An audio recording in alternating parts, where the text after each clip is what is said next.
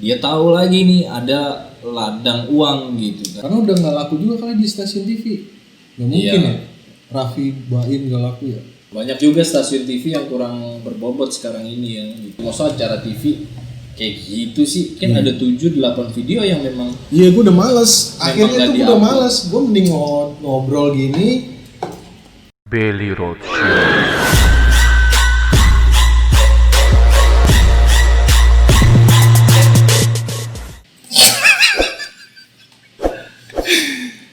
Jadi gimana nih? Ini kita udah ngobrol panjang lebar tadi, ngalor ngidul. Jadi emang gitu kondisinya sekarang. iya kondisi gitu. Ya, memang kita udah nggak punya ruang gerak sih sebetulnya ya. Tapi apa ya? Kalau kita ambil positifnya semakin besar lah tantangan para YouTuber ini, ya kan? Dia punya ruang gerak, ya seperti ini aja, mencari keberuntungan aja, mungkin keberuntungannya di situ, rezekinya di situ, gitulah kira-kira. Karena kan yang dilawan, ya sebetulnya orang biasa, manusia biasa gitu. Cuma ya Raffi Ahmad gitu kan, Baim Wong, iya Sule, Andre gitu. Maksud gue emang udah nggak laku apa di TV gitu ya? Jelas laku gitu, Iya. justru karena punya popularitas gitu kan. Itulah yang tadi gue bilang, ada beberapa poin sebetulnya keuntungan para artis-artis ini gitu. Yang pertama, dia udah punya nih popularitas, dia udah punya duit gitu kan. Nah, dia tahu lagi nih ada ladang uang gitu kan, di mana sih YouTube gitu. Nah, dia pindah ke YouTube gitu, sudah dengan segala fasilitas gitu. Nah, fasilitasnya apa sih? Ya fasilitas tadi, pertama popularitas, kedua uang gitu. Artinya dia punya kemampuan untuk beli alat, dalam hal ini kamera ya. Kamera sudah bagus, dia bisa bayar orang kemanapun dia bergerak, orang tuh megangin kamera aja gitu ya kan. Oh iya, butuh SDM juga ya? Iya. Lebih ya? Nah kayak kita kan ibaratnya cuma ngobrol, minta tolong, ada uang rokok gitu kan, ada nasi bungkus, yuk kita rekamin, kira-kira gitu lah. Tapi gue juga jalan nyari konten ke tempat-tempat wisata pakai duit juga Ji. Nah iya justru itu, artinya kan kita lebih ekstra kan gitu. Berarti kayaknya nggak mungkin ya kalau kita bukan artis gitu, nggak bisa bisa gitu ngetop di YouTube. Bisa. Siapa aja coba nggak ada. Kan gini, kalau kita para pemain YouTube ya, kita mungkin termotivasi saat itu dengan Atta misalnya gitu kan, atau Ria Ricis gitu, atau youtuber luar, Mael. Iya Maele, terus luar yang eksperimen itu. Gitu. Nah, kemudian kita coba cari tahu tentang kok mereka bisa ya, maksudnya kenapa ya mereka mau eksis di YouTube gitu. Ternyata ada profitnya loh, ada keuntungannya kan, kira-kira gitu kan. Ada cuan lah ya. Iya. Nah, kita mulai mempelajari gitu. Kita sibuk cari konten segala macam gitu kan. Nah, kucluk para artis ini gitu ya, ikutan juga ke YouTube dengan konten yang ngeliput keluarganya gitu ya kan. Iya maksudnya konten nggak penting ya. Iya. Konten aib lah gitu ya. Konten aib. Gitu loh. Konten aib ya kalau kita bilangnya gitu kan. Karena memang nggak ada edukasinya anjir. Gue juga bingung sih, maksud gue kita nyoba untuk bikin konten yang sedemikian rupa bagus dengan alat sederhana yang kita punya gitu kan. Iya. Yang kita berharap bisa diterima gitu di masyarakat gitu kan. Tapi memang nggak bisa dipungkiri jadi masyarakat sendiri demennya artis. Ya justru itu masalah popularitas kan. Sekarang siapa yang nggak tahu Baim, siapa yang nggak tahu Raffi, Sule, Andre gitu kan. Tapi kan bisa juga YouTuber jadi artis kali. Bisa, tapi perbandingannya berapa persen bro gitu. Berarti ada ya? Ya artis nggak ngartis juga mereka gitu. Misalnya kayak Atta, emang Atta ngartis enggak kan? atau enggak? Ya misalnya paling dia karena dia populer di YouTube gitu, berhasil mencapai subscribernya sekian gitu kan, jutaan, kemudian dia diundang. Atau misalnya Magdal gitu kan, diundang karena dia perempuan, YouTuber perempuan yang jago makan pedas dan lain-lain gitu. Atau Tan Boy Kun ya kan, diundang, dia nggak artis gitu. Tapi dia punya kekuatan apa? Dia punya kekuatan subscribernya sudah pasti penonton dia di YouTube gitu. Sudah punya penonton yang pasti gitu. Udah punya masa ya. Iya. Nah, orang-orang ini tahu gitu, para artis-artis ini tahu kalau dia ada uang di YouTube gitu, ada penghasilan di YouTube. Dia lari berbondong-bondong ke situ gitu dengan fasilitas yang dia maksimalkan gitu kan. Tapi pasti mereka nggak terima jika kalau dibilang karena nyari duit gitu maksudnya. Karena nyari duit ke YouTube. Iya. Iya. Pasti dia nggak terima lah. Duit dari syuting juga dia pasti banyak juga sih.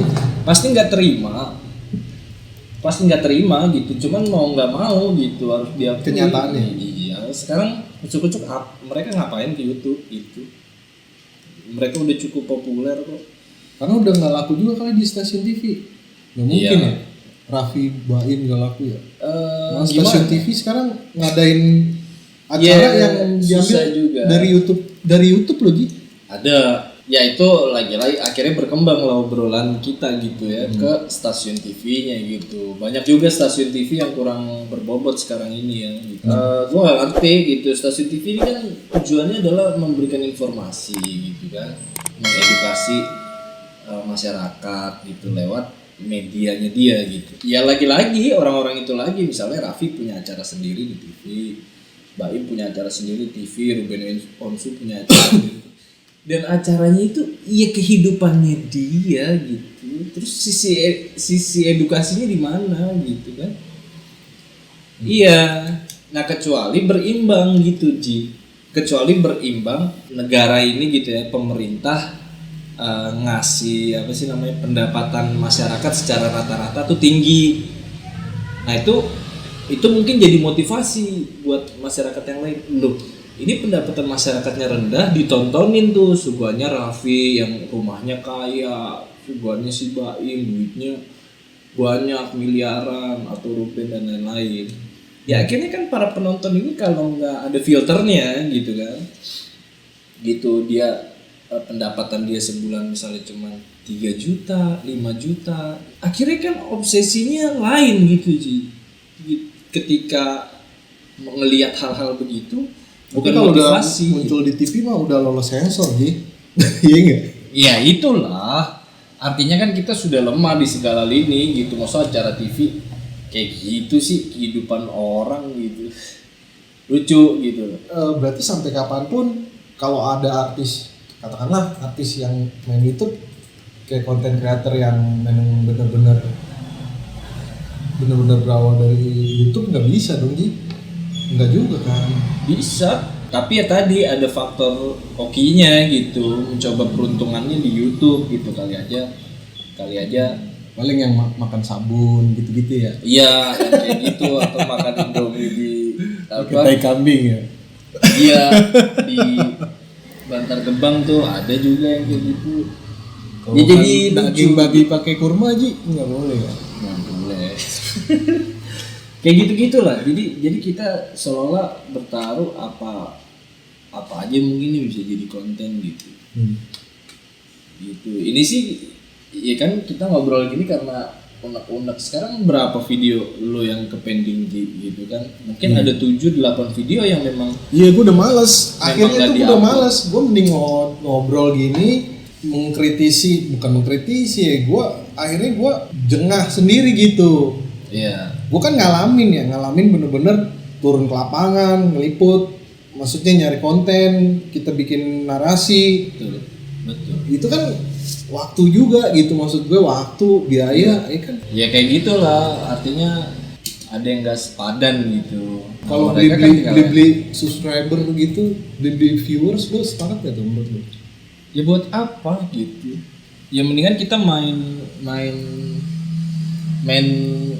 ya normal aja gitu kan. Kalau YouTube kan gini, penonton itu kan nyari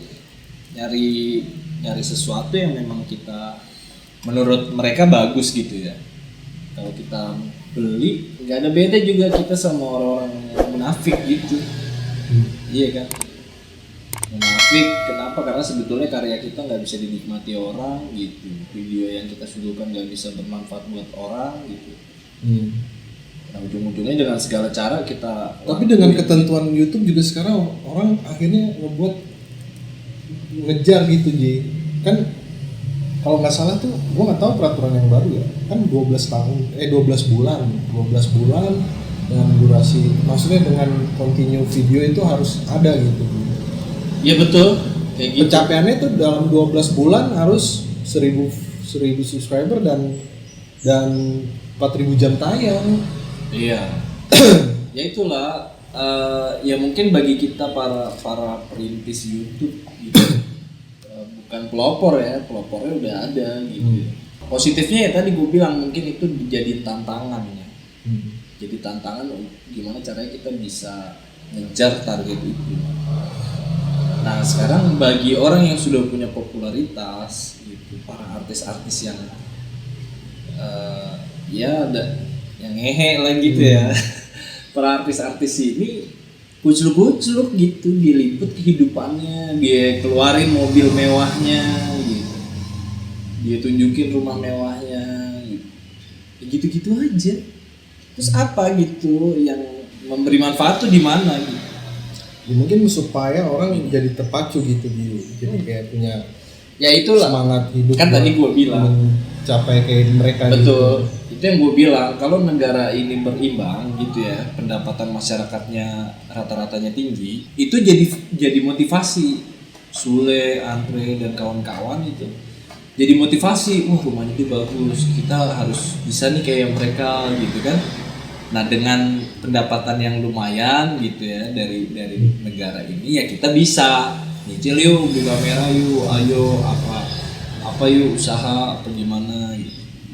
Nah tapi kan kenyataannya berbanding terbalik gitu. Rata-rata pendapatan kita kecil, kemudian disuguhkan dengan tontonan gila nih orang corona aja nggak ngaruh ya gitu kan. Kira-kira kan Raffi corona aja mungkin dia bisa beli mobil MM-an juga kali gitu. Jadi orang disorientasi gitu loh Ji. Jadi Timpangan. iya lain, tujuan dia udah lain gitu. Jadi untuk mencapai kayak gitu ya maksudnya marak lah sekarang, maling lah, ngerampok. Jadi orang mau kaya itu justru jadi caranya salah. Saran buat mereka yang nggak ada saran nih, itu cuma kesadaran aja. Maksudnya gini, ini wilayah lo gitu ya kan, ini sudah ranah lo ngartis gitu ya, nggak apa-apa ngartis gitu ya kan. Emang lo kurang duit jadi artis gitu ya kan. Terus sampai semuanya diambil gitu ya. Ya kalau diomongin gitu kira-kira kan jawabannya gini ya, kan nggak ada yang larang. Iya betul, nggak ada yang larang. Kan ini buat masa depan gue, keluarga gue, anak-anak gue, betul gitu. Ya, makanya gue bilang emang lo artis saya nggak cukup gitu ya kan, bisnis lo yang dari duit artis juga nggak cukup gitu ya. Gitu. 5 Tapi kan apa? sampai 5 Apanya tuh? dapat dari YouTube. 5 miliar. Iya.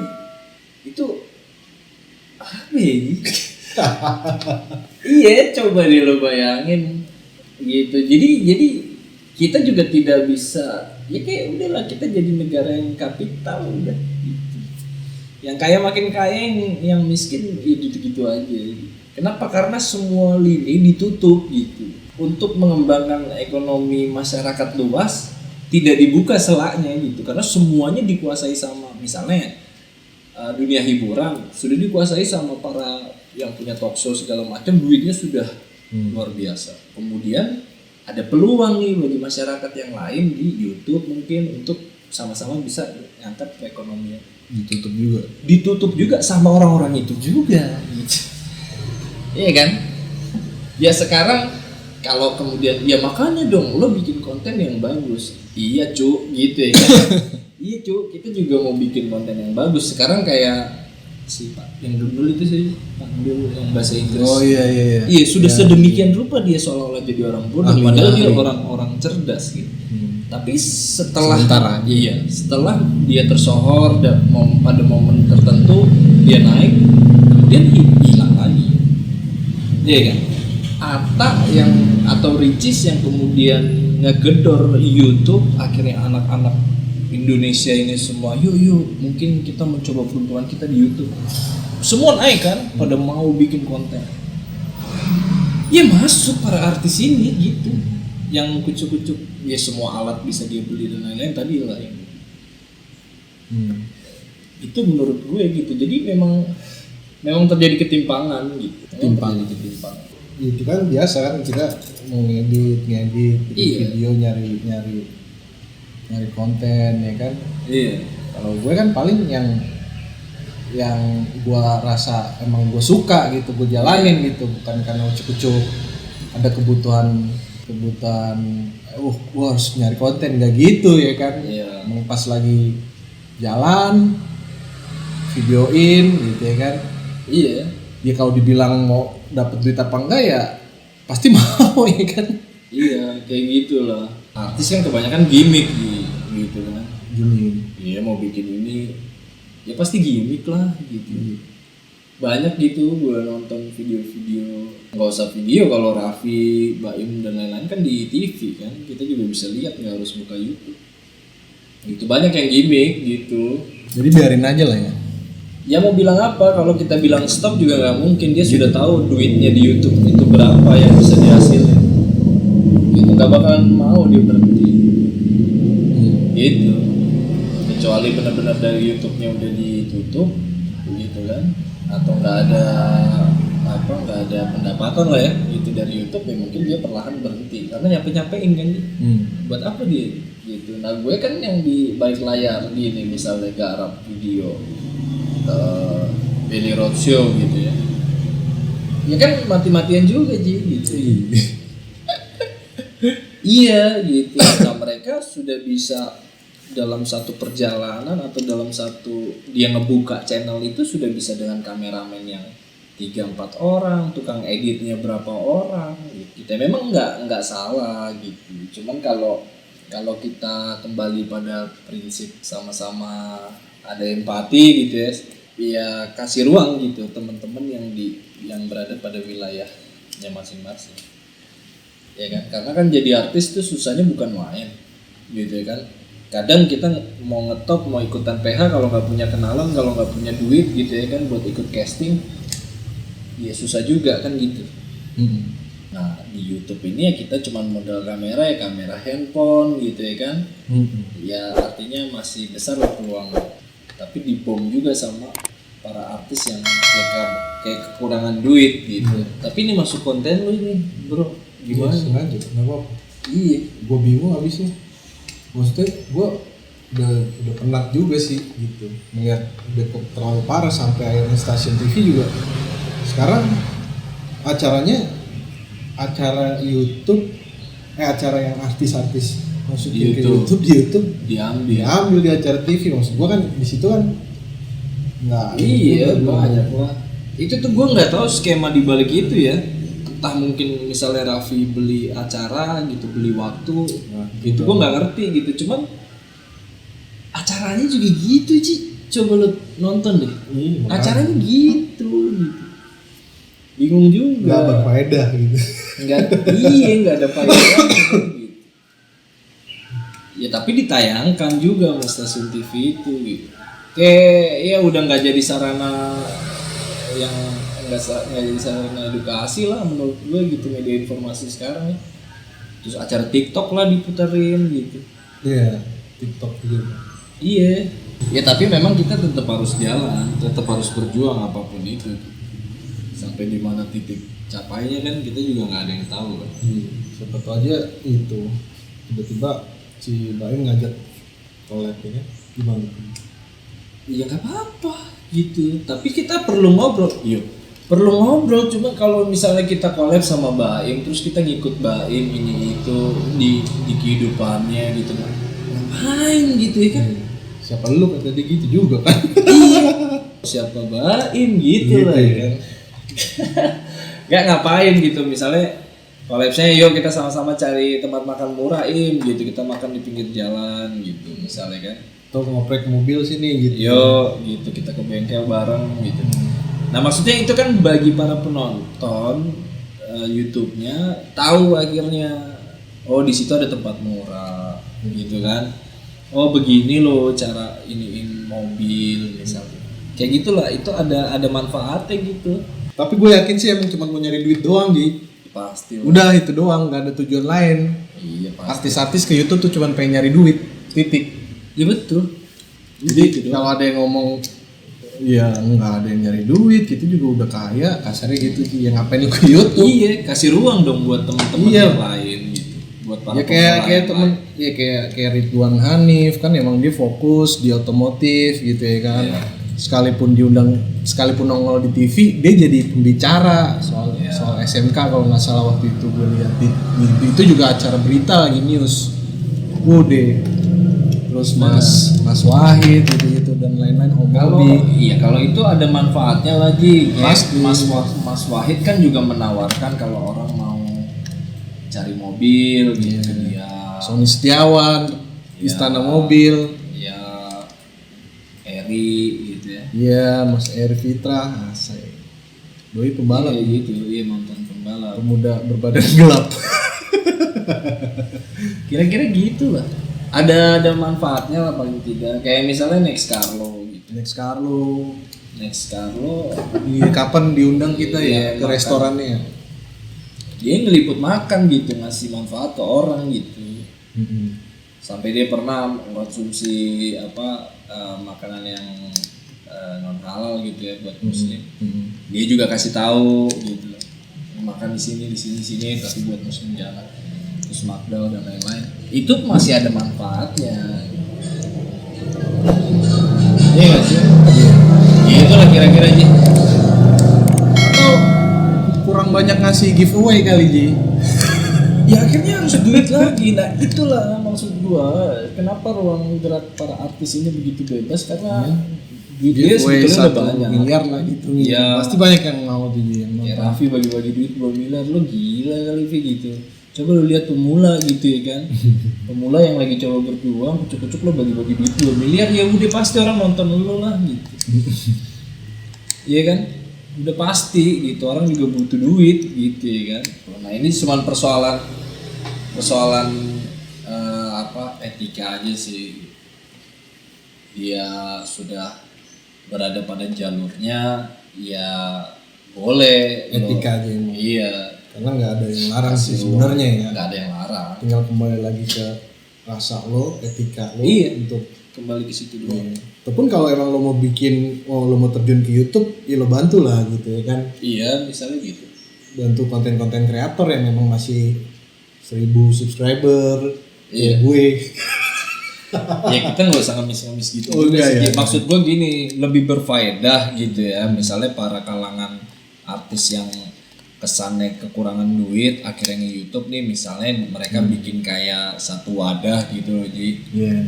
Ya kan, satu wadah kan mereka nih subscribernya kan bisa belasan juta. Iya benar. Bikin satu wadah yang mereka memang membantu gitu ya kan, mengedukasi para YouTuber pemula. Kalau memang dia mau mengklaim diri dia adalah YouTuber yang berhasil gitu kan, ya gitu, bikin wadah, ngobrol, kita ngeriung, apa yang bisa disinergikan gitu ya kan. Kalau memang mereka Iya.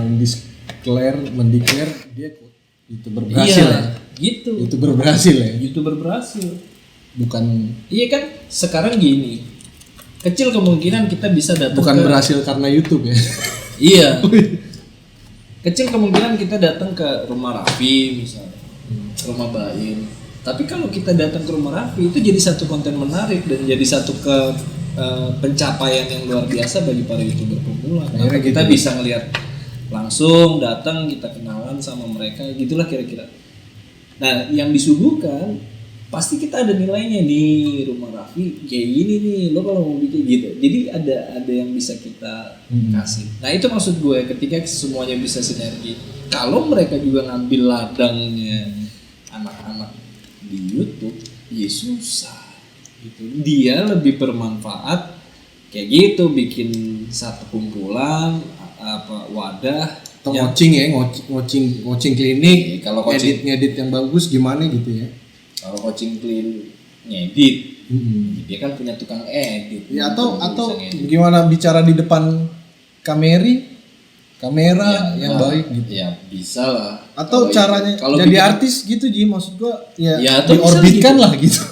Ya atau misalnya Diorbitkan caranya jadi artis kan artinya maksud gua artinya apa namanya, dia kan udah emang artis gitu Ji. Iya. Jadi Iya kayak oke, lo ambil YouTube tapi lo bantu konten kreator untuk jadi artis gitu. ya Gitu maksud gue.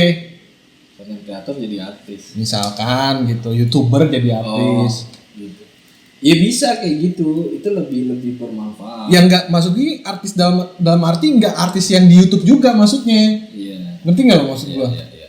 Dia bikin film misalkan misalkan gitu kayak Radit. Iya kan Radit terus Ernest. Iya. Itu kan diajak semua tuh stand up comedy. Nah, itu kan Akhirnya bermanfaat ya. bermanfaat. Dan dia punya jalur. Maksud gue kayak gitu. Gue bilang dia Jangan punya cuma jalur. nyari duitnya doang maksud gue gitu Ji. Ya, betul. Akhirnya kan konten kreator yang emang menengah bawah menengah bawah lah gue katakan ya, yang mau ke menengah atas juga akhirnya nggak bisa hidup. Nggak bisa hidup. Gitulah kira-kira. Artinya harus ada timbal balik juga lah kesadaran Ya, di situ ya. Betul. Jadi dia lebih gini lah, hidup mereka lebih bermanfaat buat orang banyak gitu aja.